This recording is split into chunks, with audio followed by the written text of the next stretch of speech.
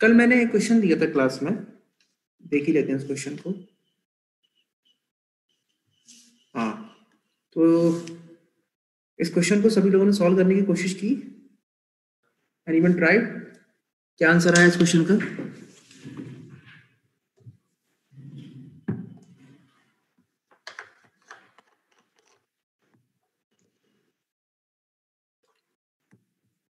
ये तो बता दो कि ट्राई किया या नहीं किया, आंसर आया कि नहीं आया। ये तो कुछ तो रिप्लाई करो कमेंट सेक्शन में।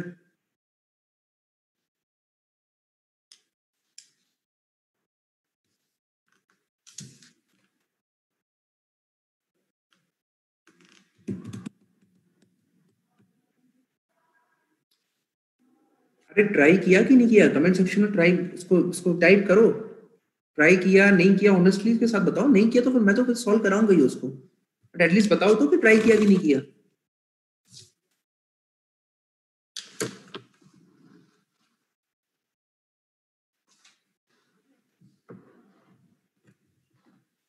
ऐसा लेकिन सॉल्व नहीं हुआ पूरा, कोई बात नहीं। मैं ये नहीं कह रहा हूँ कि आप लोग एकदम इसको सॉल्व ही कर दो, नहीं, पर आया नहीं। यस, बस मैं चाहता हूँ कि ट्राई करो।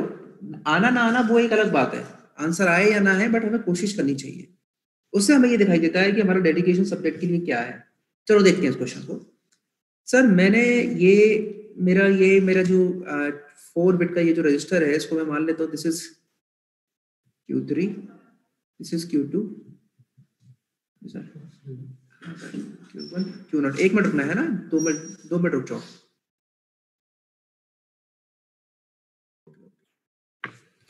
ओके है ना, सॉरी यार, है ना, थोड़ा सा एचओडी सर आ गए थे। अच्छा सुनो, दूसरा तुम लोग का नेटवर्क का जो सब्जेक्ट है ना, वो महेश मोहन सर तुम लोग का नेटवर्क तुम लोगों का लेंगे, है ना। नेटवर्क एनालिसिस सब्जेक्ट लेंगे शायद, मेरे हिसाब से वो तुम लोग को इसमें शेड्यूल भी कर देंगे ओलंपस में, है ना। फिर उसके हिसाब से जो भी फिर क्लासेस रहेंगी कि 1 क्लासेस लेंगे या 2 क्लासेस लेंगे, जिससे बाकी सब्जेक्ट तुम लोग का कंप्लीट हो जाए। Navneet answer 7 o'clock plus, yes Navneet, this is the right answer, है ना, आंसर इज राइट। चलो एक बार देख लेते हैं इस क्वेश्चन को जल्दी से, फिर हम अपना काउंटर शुरू करते हैं।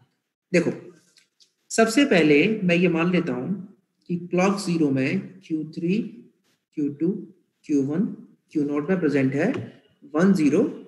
क्या प्रेजेंट है, एक बार देख लेते हैं। 1010। तो मैं ये बात सभी को समझ में आ रही है कि शिफ्टिंग किस तरीके से है। शिफ्टिंग है लेफ्ट टू राइट, मतलब शिफ्टिंग कहाँ हो रही है, लेफ्ट टू राइट हो रही है, मतलब शिफ्टिंग इधर की तरफ हो रही है। ठीक है, क्लॉक यहां से देंगे। अब तुम ये देखो ध्यान से कि कि ये चीज ध्यान से देखो कि जैसे ही क्लॉक मेरा 1 आएगा,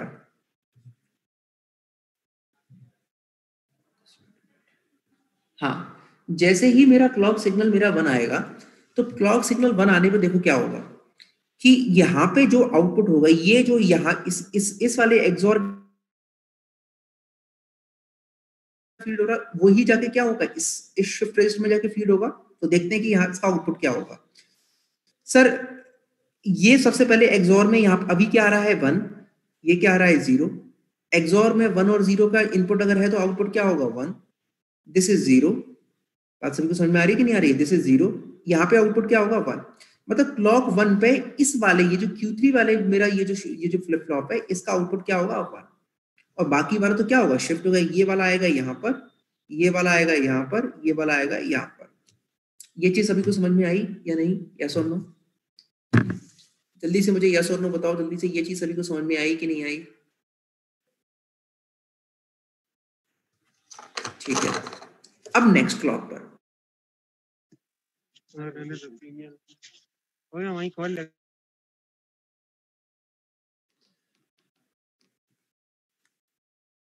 क्लॉक 2 पर देखो ध्यान से। अब यहाँ पर क्लॉक 2 में क्या कंडीशन है, अभी क्लॉक 2 में क्या आ चुका है, पहले ये देख लेते हैं, पहले इसको फीड कर लेते हैं। अभी यहाँ पर सॉरी, ठीक है, क्लॉक 2 में आ चुका है यहाँ पर 1 1 0 1। तो 0 और 1 है तो इसका आउटपुट क्या होगा 1 1 1 है तो इसका आउटपुट क्या होगा 0। अब क्लॉक 2 में इस वाले जो फ्लिप फ्लॉप है, यहाँ पर वैल्यू क्या आ जाएगी, यहाँ पे वैल्यू आ जाएगी 0। और ये वाला कहाँ जाएगा, यहाँ 1। ये वाला कहाँ जाएगा, ये वाला कहाँ जाएगा, यहाँ पर। ये चीज सभी को समझ में आ गई। क्लॉक 3 क्लॉक 3 में अब वैल्यू एक बार यहाँ पे वैल्यू क्या होगी, पहले मैं उस वैल्यू को फीड कर देता हूँ। वैल्यू यहाँ पर हो चुकी है 0 1 1 0। नाउ अब इस क्लॉक 2 के एंड पे यहाँ पे वैल्यू क्या होगी, यहाँ पे वैल्यू होगी दिस इज 1 0, तो आउटपुट क्या होगा 1, दिस इज 1 1, तो आउटपुट क्या होगा 0, मतलब फिर से 0 आ जाएगा। तो जैसे ही क्लॉक 3 आएगी तो यहाँ पे आएगा 0 और ये सारे कहाँ हो जाएंगे, शिफ्ट हो जाएंगे, ये 0 यहाँ आ जाएगा, ये 1 यहाँ आ जाएगा, ये 1 यहाँ आ जाएगा। इसी तरीके से क्लॉक 4 में क्या वैल्यू मेरे इस रजिस्टर के अंदर वैल्यू क्या स्टोर हो चुकी है 0 0 1 1, तो 0 0 1 1 स्टोर करा लेते हैं, 0 0 1 1 0 0 1 1। ये 1 1 की वजह से यहाँ पे क्या हो जाएगा 0, ये 0 0 की वजह से यहाँ पे क्या हो जाएगा 0, तो वैल्यू यहाँ पर क्या आ जाएगी, ये आ जाएगा 0 और ये सारे ट्रांसफर हो जाएंगे, ये सारे ट्रांसफर हो जाएंगे, शिफ्ट हो जाएंगे। ये चीज सभी को समझ में आ गई यहाँ तक। नाउ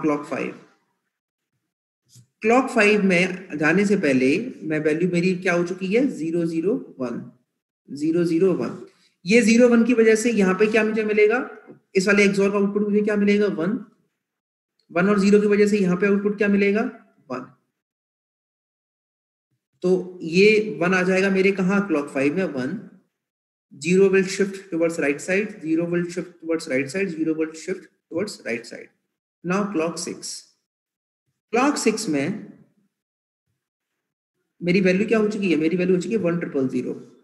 तो पहले तो वैल्यू इसको 1 0 0 कर दो, this is 0, this is 1। Now this 0 0 is 0, ये 0 0 से यहाँ क्या मिलेगा 0, तो वैल्यू हो जाएगी मेरी 0 और ये हो जाएगा 1, दिस इज 0, दिस इज 0। ठीक है। नाउ क्लॉक 7 में मेरी वैल्यू क्या हो चुकी है अभी 0 1 0 0, या मैंने पुट कर दिया 0 1 0। जिसको नहीं समझ में आ रहा है टेंशन मत लो, मैं एक बार फिर समझा दूंगा। 0 1 0 0, ये 0 0 होने से ये 0 ही रहेगा, ये 0 और इसमें से 1 आ रहा है तो ये आउटपुट क्या हो जाएगा 1 1 यहाँ पर जाएगा, तो यहाँ पे वैल्यू क्या जाएगी क्लॉक 7 में, ये Q3 में क्या हो जाएगा 1, और ये बाकी सारे क्या हो जाएंगे शिफ्ट 0 1 0। तो इसने क्वेश्चन में ये पूछा था कि how many clock pulses are required to repeat the same data, तो कितने क्लॉक पल्स के बाद तुम्हें सेम डेटा मिल रहा है 7 क्लॉक पल्सेस। तो आंसर क्या होगा 7 क्लॉक पल्स आर नीडेड।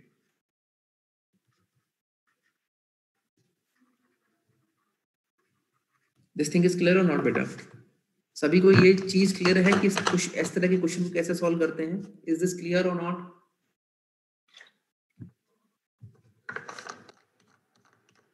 अरे यस और नो तो करो, तुम लोग यार कमेंट नहीं करते हो जल्दी जल्दी यार। इज दिस क्लियर और नॉट, यस और नो।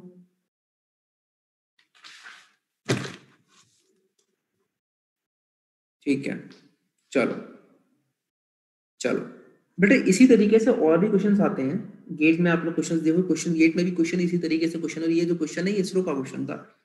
इसरो के एग्जाम में ये क्वेश्चन पूछा गया था कि कितने क्लॉक पल्सेस के बाद में ये डेटा हो जाएगा, कितने क्लॉक पल्सेस के बाद में डेटा रिपीट हो जाएगा, कितने क्लॉक, तो उन सभी को सॉल्व करने का तरीका यही होता है। एक्सओर की जगह हो सकता है कभी एंड दे दे, कभी नैंड दे दे, है ना, कभी एक्सनोर दे दे, तो इस तरह गेट को चेंज कर करके वो आपको थोड़ा घुमा सकता है, बट कंसेप्ट सभी में सेम है। तो क्वेश्चन को आपको मतलब आपको दिमाग आपको अपना कंफ्यूज नहीं होना है, सबसे बड़ी चीज ये है। ठीक है, चलिए। Now after the shift register the new topic is counters.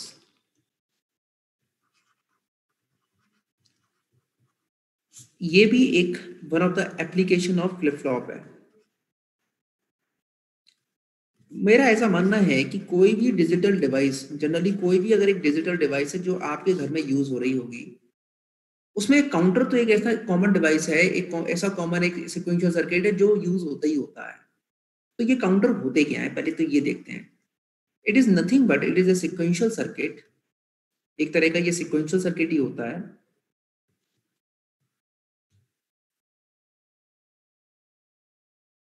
Consisting of a set of flip-flops connected in a suitable manner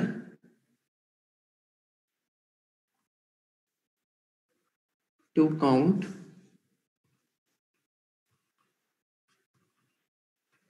the sequence of pulses presented in digital form. Counters में कुछ नहीं है, एक तरह का ये सिक्वेंशियल सर्किट होता है जिसमें कैस्केडिंग होती है डिफरेंट डिफरेंट, जैसे हमारे शिफ्ट रजिस्टर में कैस्केडिंग होती है, इसी तरह से काउंटर में भी क्या होती है, कैस्केडिंग होती है फ्लिप फ्लॉप्स की. बेसिकली डिजिटल सर्किट्स में हमें जब भी पल्सेस को काउंट करना हो, फॉर एग्जांपल कैसे कि मेरा एक 4 फ्लिप फ्लॉप, मेरा ये फॉर एग्जांपल 4 फ्लिप फ्लॉप है, ये कैस्केडिंग में लगे हुए हैं, ठीक है. अब मैं यहाँ बैठा हुआ हूँ, मुझे ये जानना है कि इसके अंदर कितनी क्लॉक पल्सेस बार जा चुकी हैं. तो क्लॉक पल्सेस की जो काउंटिंग है, उस काउंटिंग को यूज करने के लिए जिस डिजिटल सर्किट को हम बोलते हैं, डिफाइन करते हैं, उस डिजिटल सर्किट का नाम है काउंटर. इसका एक और बहुत अच्छा एक एप्लीकेशन होता है, it is also a frequency divider. It is also a frequency divider. मतलब कि सर मैंने अगर एक कोई भी पल्स भेजी जिसकी फ्रीक्वेंसी है एफ, तो यहां पर ये जो इसका जो अगर इसको मैं काउंट अगर एन है, तो ये उस फ्रीक्वेंसी को ये फ्रीक्वेंसी को ये डिवाइड बाई एन कर देगा. तो इसलिए इसको बोलते हैं फ्रीक्वेंसी डिवाइडर. वो कैसे करेगा कैसे नहीं करेगा वो सब एक एक करके अपन देखेंगे, ठीक है. तो दिस इज काउंटर. काउंटर की एक और डेफिनेशन भी बन सकती है कि we can also a counter. Class चल रही है, बात करता हूं फिर है ना. A counter is also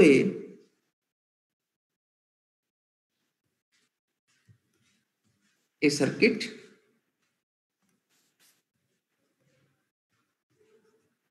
that goes through a presented sequence of states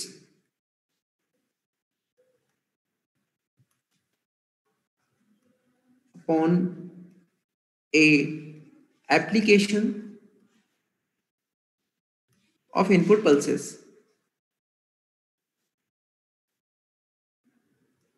is called as counter.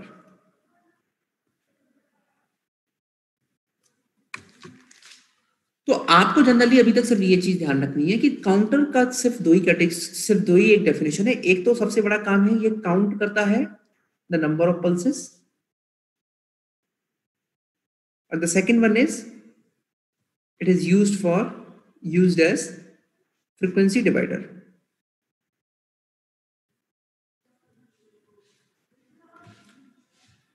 Counter का जो क्लासिफिकेशन है